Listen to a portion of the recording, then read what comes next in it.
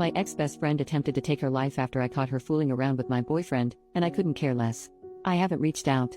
She slept with my boyfriend behind my back. We're both 20F, and we've been friends since reception, 4 to 5 years old, UK thing. She was my sister, my rock, and we stood by each other through everything. When my parents divorced, she was there to offer a shoulder for me to cry on. When her grandmother died, I was there keeping her afloat throughout high school. I'd been dating my boyfriend, 21M, for about 3 years. We started dating in sixth form, a version of UK college, and he was my first serious relationship.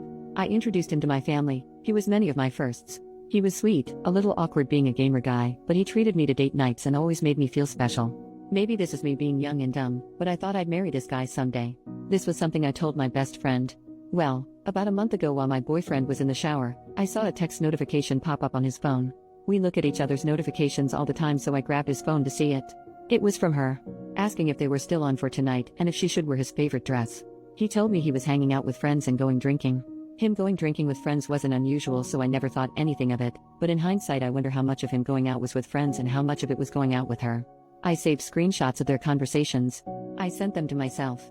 I show him the messages when he came out of the bathroom and demanded he explained himself about them.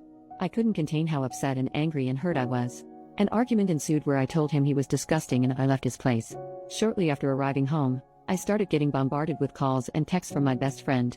I answered none of her calls. I couldn't stomach hearing her voice, but her texts ranged from, "She never meant to hurt me. My boyfriend hit on her first. It didn't mean anything." Then it got angry, saying I should hear her out. If I was a real friend, I would take her calls. I'm being petty and childish for not listening to her side. Then back to sad, saying I was her closest friend in the world and she didn't want to lose me. My boyfriend was strangely quiet during this time.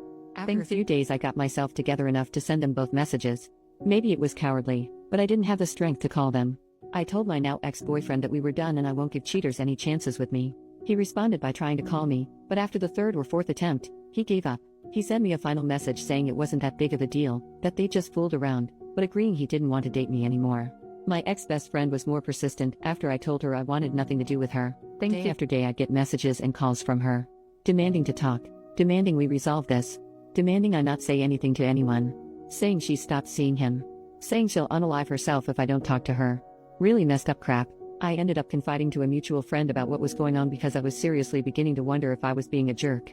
This friend reassured me that my feelings were justified. However, I wasn't expecting this friend to spread around what happened. The gossip spread like wildfire, and a few days ago my ex-best friend tried to take her life. I said nothing. I haven't visited her in the hospital. I haven't sent any messages to her family. Now her older sister keeps messaging me, telling me I'm a heartless bitch for leaving her at her lowest, for not trying to prevent this, and that everyone makes mistakes, and that her sister didn't intentionally hurt me. Maybe it does make me a heartless bitch, but I don't care. I'm relieved she survived, but I'll never forgive her. I'll never forgive her betrayal. She destroyed our friendship when she slept with my boyfriend. Update, 1 month later, hey again. It's been a while. First I want to thank everyone for all of their comments and support. In hindsight, I know now I wasn't being a bitch, but in the moment when I was being bombarded by texts and calls from her family, it's hard not to let those thoughts mess with your head. I didn't know if I was going to post an update, but some things have happened, so this might get a little long. Sorry. Thank fake names. Ex-BFF is Nikki. Her older sister is Tammy. My ex-boyfriend is Josh. I'll name anyone relevant as I go. So I mentioned in a comment that my mom wanted to speak to me later that day. I had a few replies warning me that she would try to pressure me into forgiving Nikki, and they were right. She came over to my dad's that evening and wanted a conversation in private. She asked if I'd spoken to Nikki yet. I said no. She asked if I was going to. I said no. I was trying to be as firm as possible because I knew what she was about to do. She asked, "Don't you think you should?" My response was, "No.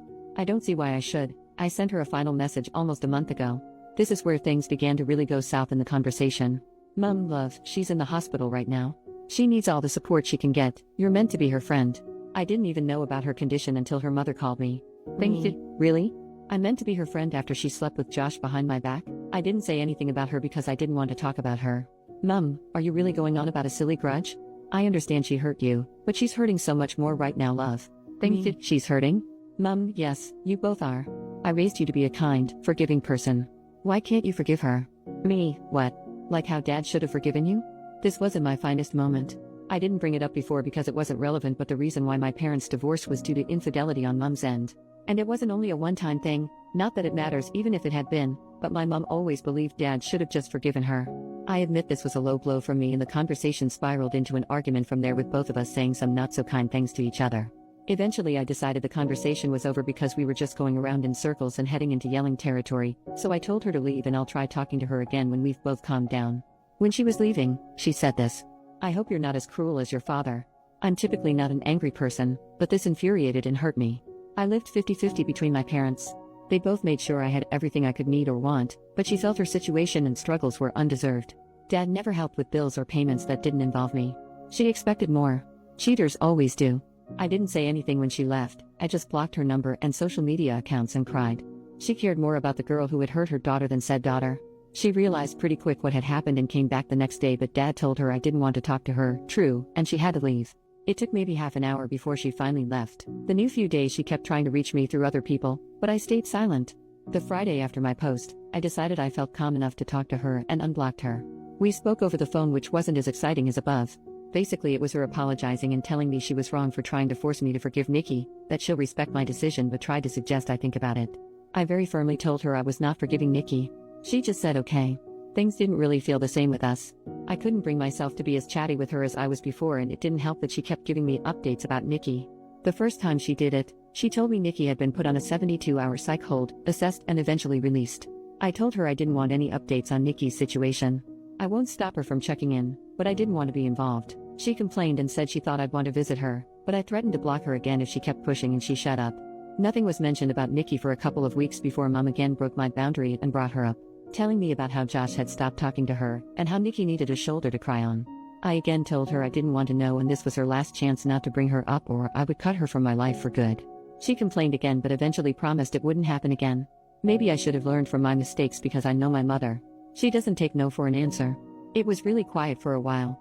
My friends and I had all basically carried on from what happened, and even though I know a couple of them still occasionally talk to Nikki, they never bring her up around me or tell her how I'm doing, I hope. I thought I could finally close this chapter on my life, but nope. Today my mother called me and asked if I wanted to get lunch. I hadn't seen her in a while, so what was the harm? I head to the Weatherspoons we planned to eat at, and who do I find sitting with my mom? Mickey and her sister Tammy. As soon as Nikki sees me, she gets up and tries to hug me, but I just raise a hand and take a step back, and this girl has the audacity to look upset. Mom immediately knows she's messed up because she's scrambling with all of the excuses. "It hurts to see you two fall apart like this, you were so close. I thought you'd forgive her by now. And my favorite, she made a mistake, she misses you." During this time, Nikki has been quiet and I can see Tammy's glaring at me. I'm just so freaking angry and upset. I honestly didn't think she'd pull something like this. I wanted to leave and cry, but I looked at Nikki and said, for someone who's made a mistake, she sure hasn't apologized for it yet. She had this guilty look on her face and muttered something about me having her blocked and having no way to. I said, "Is that really all you have to say?" And she just looked at me confused. I was done. I turned to leave and her sister started yelling after me, saying that I owed Nikki a second chance with all the trauma I put her through, while Nikki was begging me to just listen to her and talk to her. I told them all to F off and never contact me again and left. I managed to get out of there before Tammy started a fight and went home, where I sent my mom a text a while ago telling her she'd better lose my number because she no longer has a spot in my life. Then I blocked her and just cried. My dad's been doing his best to comfort me, but it just hurts so bad that my own mother did this to me. So that's where things are at right now. I'll update if anything else happens, but this whole situation really freaking sucks. New update, 16 months later. Hey there, everyone. I'm the girl who made the my ex-best friend attempted to take her life posts.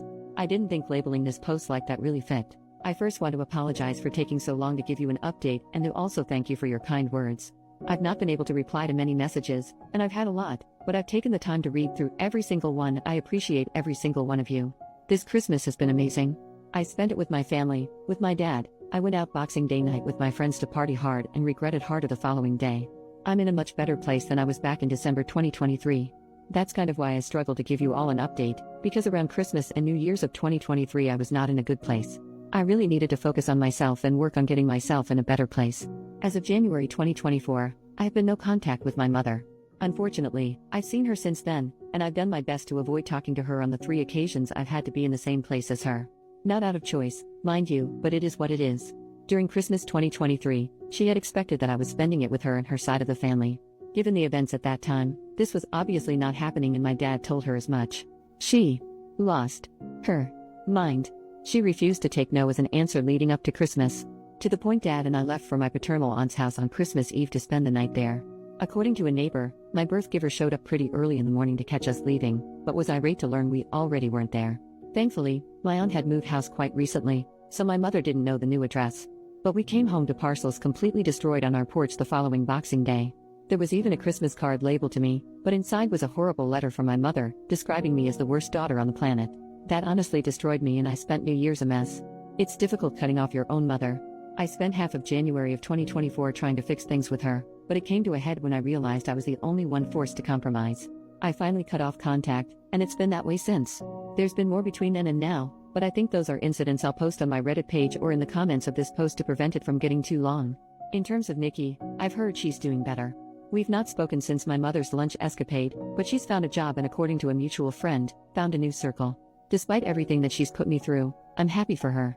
It's almost 2 a.m. here in the UK, so if I suddenly stop responding to comments, I've fallen asleep.